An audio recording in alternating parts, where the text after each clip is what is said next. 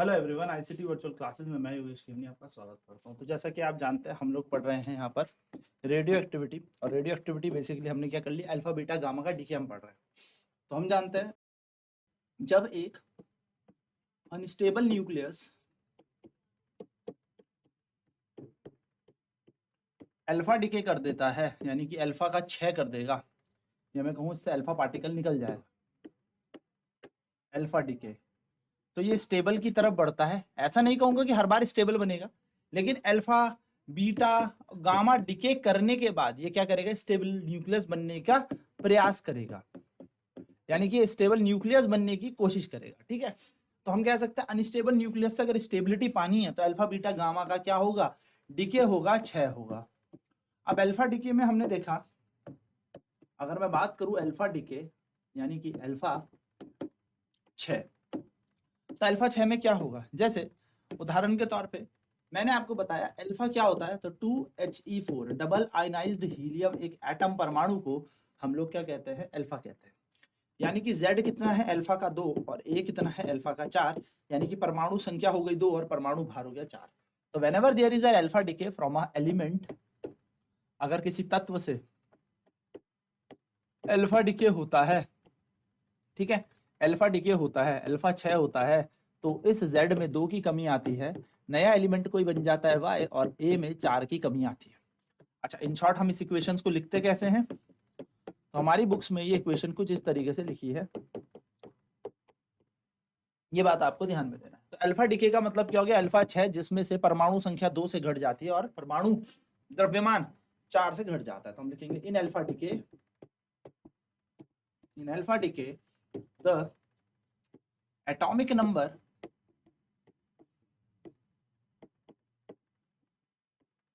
is decreased by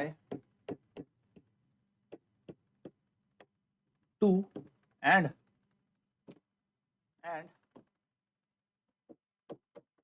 atomic mass is decreased by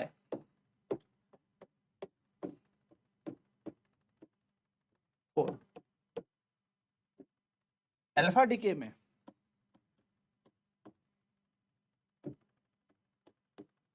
परमाणु संख्या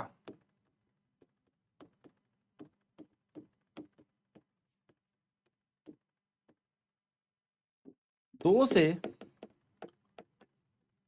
घट जाती है, 2 से घट जाती है, और परमाणु द्रव्यमान, जिसको हम द्रव्यमान संख्या कहते हैं, 4 से घट जाता है, यानी कि 4 से रिड्यूस हो जाता है। ठीक है, तो जैसे कि मैंने आपको बताया ZA है, तो Z में से 2 घटा देना, कोई एलिमेंट Y, और A में से 4 घटा देना यदि अल्फा का डिके हुआ हो, अल्फा कण का यहाँ पर क्या हुआ, डिके, क्षय हुआ। ऐसा क्यों हुआ सर, ये 2 की कमी आई? तो देखो, हमें पता है कि द्रव्यमान संख्या और परमाणु संख्या का कंजर्वेशन यानी कि संरक्षण होता है। तो अगर आप जोड़ेंगे तो A-4 + 4, तो एटॉमिक मास जो है कंजर्व्ड रहेगा। वहीं पे Z-2 + 2, तो Z भी सेम रहेगा, यानी कि परमाणु संख्या भी समान रहेगी। यानी कि हम यहाँ पर बात करें तो कंजर्व्ड होता है एटॉमिक नंबर और एटॉमिक मास, यानी कि this is the conservation of atomic number and atomic mass, यानी कि परमाणु संख्या और परमाणु भार का संरक्षण होता है। ठीक है, चलिए नोट करेंगे फटाफट से, फिर बात करते हैं अब हम बीटा डीके के ऊपर फटाफट से। तो अल्फा डीके में atomic number decrease by 2 and atomic mass is decrease by 4। Alpha decay में परमाणु संख्या 2 से घट जाती है और परमाणु द्रव्यमान 4 से घट जाता है। तो ZXA gives us Z-2 Y A-4 plus alpha. चलिए बात करते हैं सेकंड बीटा डीके की।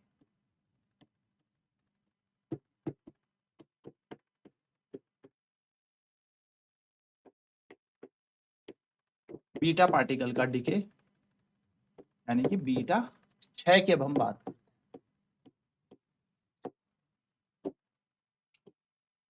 बीटा पार्टिकल क्या होता है, बीटा पार्टिकल होता है एक इलेक्ट्रॉन। ठीक है, जैसे अल्फा पार्टिकल क्या होता है, एक हीलियम का एटम होता है वैसे ही बीटा एक इलेक्ट्रॉन होता है। हम कहेंगे when there is a beta decay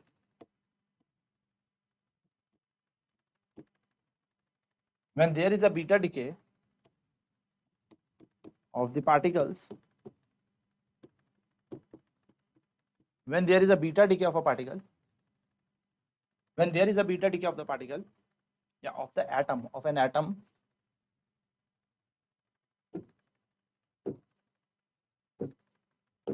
when there is a beta decay of an atom, the atomic number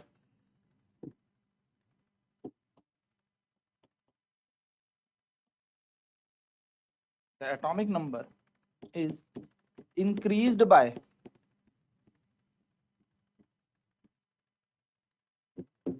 1, increased by 1, atomic number एक से बढ़ जाएगा, and the atomic mass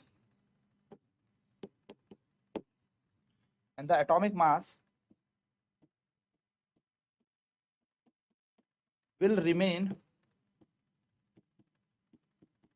the same, और एटॉमिक मास क्या रहेगा, सेम रहेगा, समान रहेगा। यानी कि जब मैं कहूं when there is a beta decay of an atom the atomic number is increased by 1 and the atomic mass will remain the same, यानी कि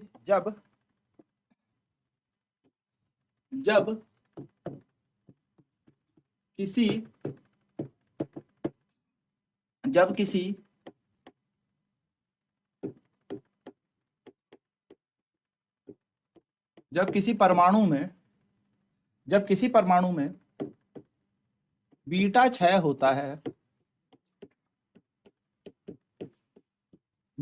होता है, जब किसी परमाणु में बीटा क्षय होता है तो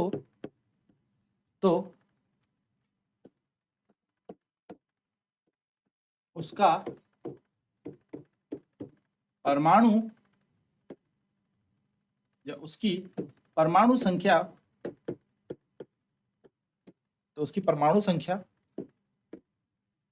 1 से बढ़ जाती है, 1 से बढ़ जाती है, और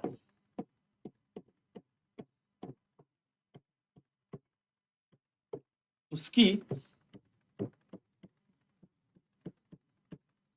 द्रव्यमान संख्या समान रहती है, यानी कि उसका मास नंबर सेम रहेगा। ठीक है, सिंपल सीधी सी बात। यानी कि मान लो यहां पे हम कह सकते हैं that is Z will increased by, या Z will be increased by 1 and A will be the same।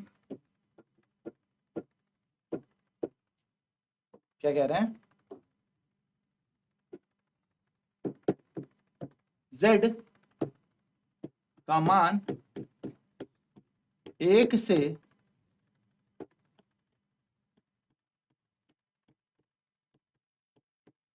बढ़ जाएगा,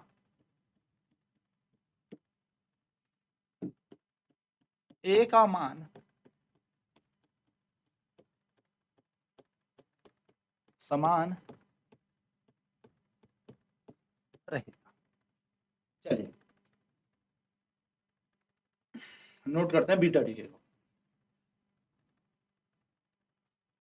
तो बीटा डीके, या जब किसी परमाणु से बीटा क्षय होता है तो उसकी परमाणु संख्या 1 से बढ़ जाती है और उसकी द्रव्यमान संख्या समान रहती है, यानी कि there is no change in the atomic mass but the atomic number will be increased by 1, so Z will be increased by 1, A will be the same, यानी कि Z 1 से बढ़ जाएगा और A समान रहेगा।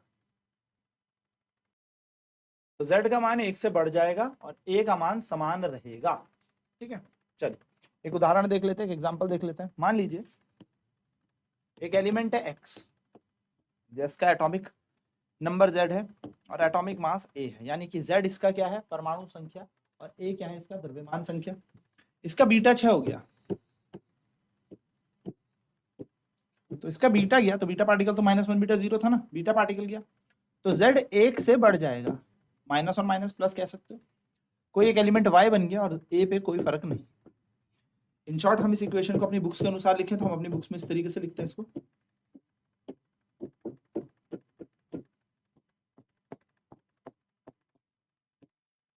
ठीक है।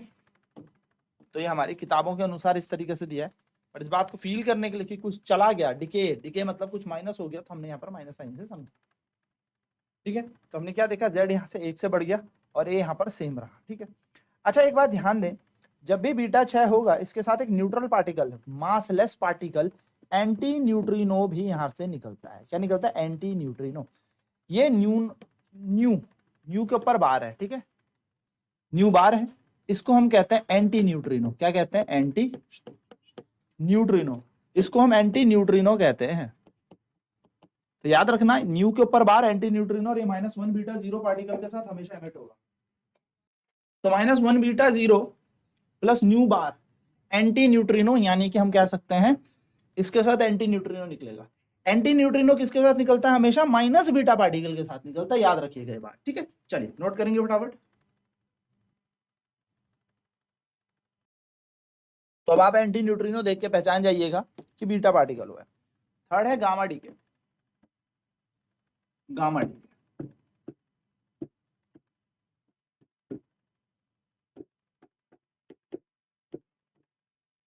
गामा 6,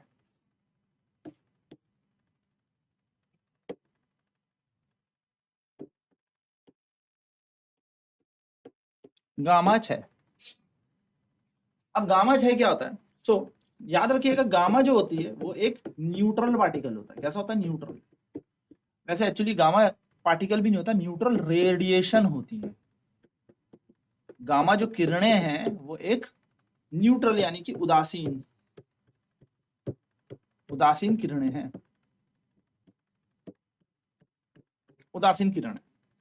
उदासीन यानी कि इसका मास भी 0, नंबर भी 0, यानी कि इससे कुछ भी डिक्रीज नहीं होगा। So when there is gamma decay, there will be no change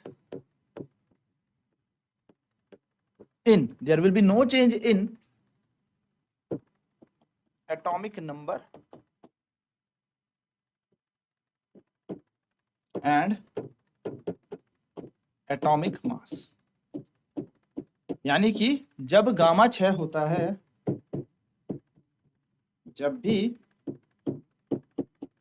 gamma किरण का क्षय होता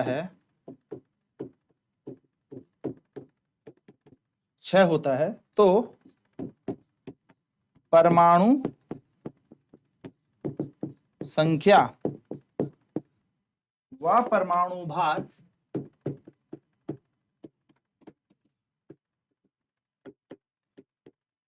में कोई प्रभाव नहीं पड़ता। सिंपल सा, यानी कि अगर कोई एलिमेंट एक्स ए है और इससे गामा चला भी जाए तो ये जेड एक्स ए ही रहेगा, यानी कि it is a neutral particle.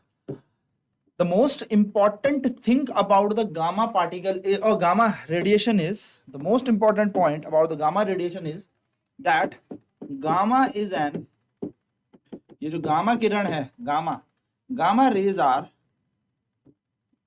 Electromagnetic radiations, यानी कि ये वैद्युत चुंबकीय तरंग हैं। गामा किरणें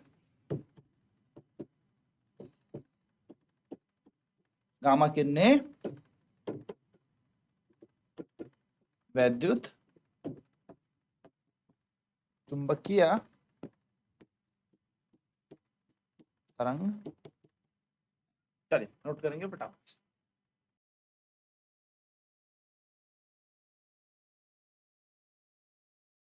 ठीक है, तो जेड एक्स ए जब गामा कण निकल जाएगा तो एक्स जेड ए बन जाएगा। तो gamma rays are electromagnetic radiation, gamma किरणें वैद्युत चुंबकीय तरंग हैं।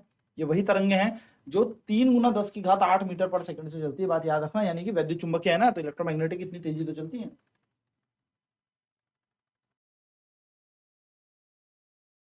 चलो तो एक क्वेश्चन करते हैं। क्वेश्चन है कंप्लीट द फॉलोइंग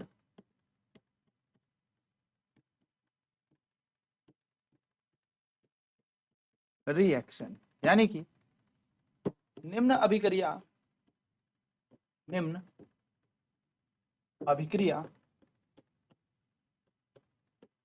पूरी करें।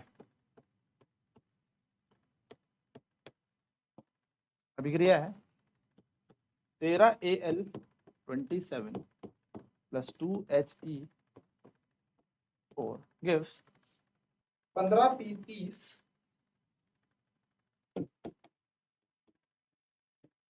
प्लस यहां पर क्या होगा। अब देखिए यहाँ पे पार्टिकल ढूंढना है, तो मैंने जैसा आपको कहा law of conservation of atomic, यानी कि एटॉमिक नंबर को कंजर्व्ड रखें। तो atomic number should be conserved,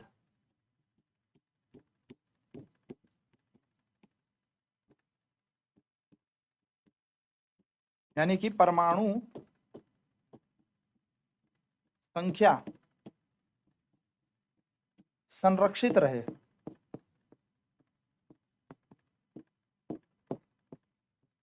पहली चीज। दूसरी, atomic mass should be conserved,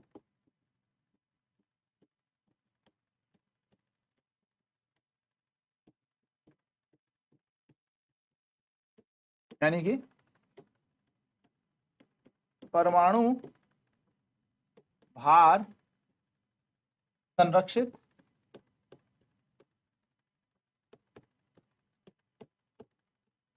रहना चाहिए। यानी कि हम कह सकते हैं कि रिएक्टेंट में जितना Z है उतना ही प्रोडक्ट में भी Z रहना चाहिए। तो 13 + 2 15, यानी यहां तो कुछ नहीं आएगा तो 0 आ जाएगा। ध्यान से देखते रहो। और 27 + 4 होते हैं 31, 27 और 4 31 होते हैं, तो यहाँ तो 31 बन गया और यहाँ 30, तो बचा 1।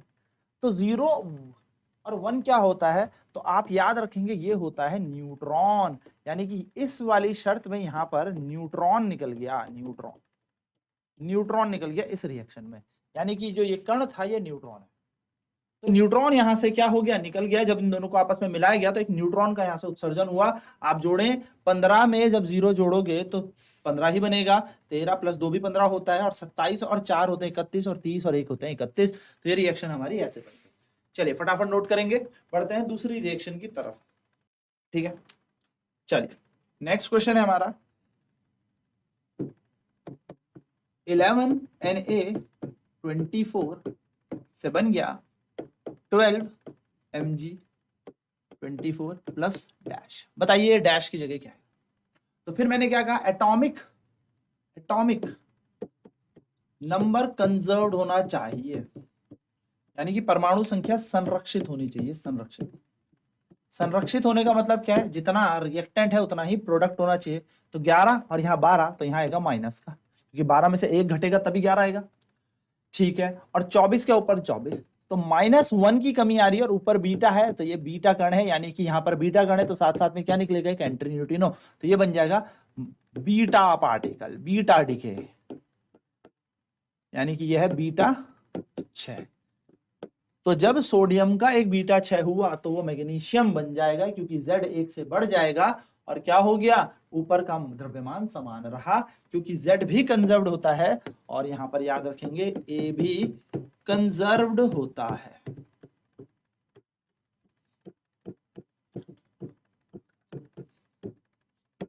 ये भी संरक्षित होता है। चलिए नेक्स्ट रिएक्शन है हमारे पास 7N13 से बन गया, 7N13 से बना है 6C13। आपसे पूछा है यहां पर क्या, बताएं फटाफट सोचें। तो आप देखेंगे कि 7 में से 1 कम हुआ, तो यानी कि यहाँ पर प्लस होना चाहिए, ऊपर सेम है 0, यहाँ पर बीटा। यानी कि अब एक ऐसा बीटा कण भी है जो क्या करता है, इसको बढ़ा देता है, और इसको हम कहते हैं पोजिट्रॉन। क्या कहते हैं? पोजिट्रॉन। देखो अभी तक तो बीटा क्या कर रहा था, घटाने का काम कर रहा, अभी बढ़ाने का काम कर रहा था, लेकिन अगर मैं इधर देखूं तो ये इसको घटा रहा है। तो एक बीटा ऐसा भी होता है, यानी कि एक पोजिट्रॉन हम जिसको कहते हैं, जो द्रव्यमान संख्या को कम कर, द्रव्यमान संख्या पर तो कोई फर्क नहीं पड़ेगा, पर परमाणु संख्या को घटा देगा, तो इसको बोलते हैं पोजिट्रॉन। और इसके साथ एक और कण निकलता है जिसका नाम है न्यूट्रिनो। न्यूट्रिनो,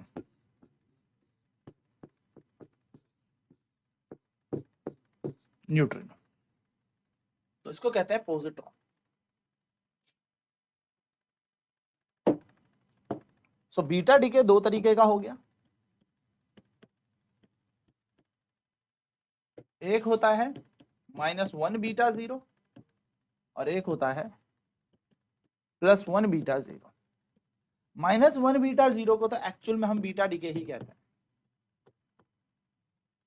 इसको हम बीटा 6 ही कहते हैं। तो सर इसकी पहचान क्या है? इसके साथ आपको मिलेगा anti neutrino, anti neutrino.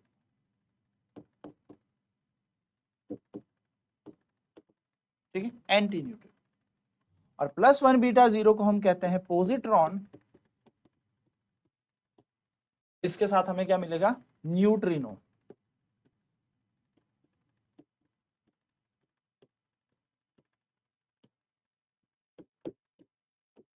Neutrino. तो ये बीटा पार्टिकल किसी एलिमेंट के z को 1 से बढ़ा देता है और a को रखता है सेम,